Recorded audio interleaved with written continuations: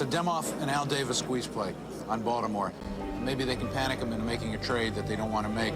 And I see the hand of Al Davis behind this, Al being very good friends with Marvin Demoff.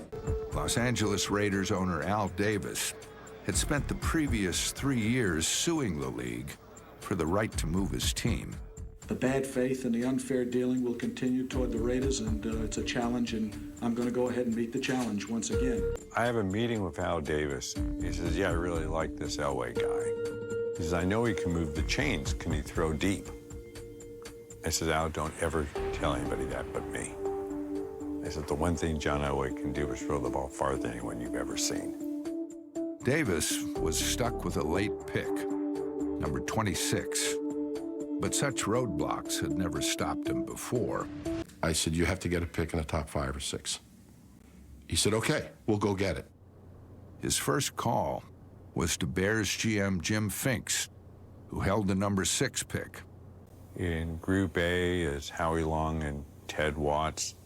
In Group B was about 4 or 5 players. And we're letting them pick one from each.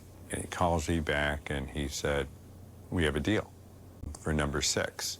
The next thing I know is I'm being told Don Weiss of the NFL office called the Bears to confirm whether this was true. And then the deal vanished. Fink said that everybody misunderstood that he wanted both players from Group A. The Bears backed out, said that there was no trade, and would not re-engage the Raiders, period. Howie Long was what Jim Finks wanted in his 3-way deal, and Al wouldn't pull the trigger and do it. No, I think that what happened was, I think there was a fellow in New York City that put the kibosh on that by the name of Roselle. I mean, I can't prove that.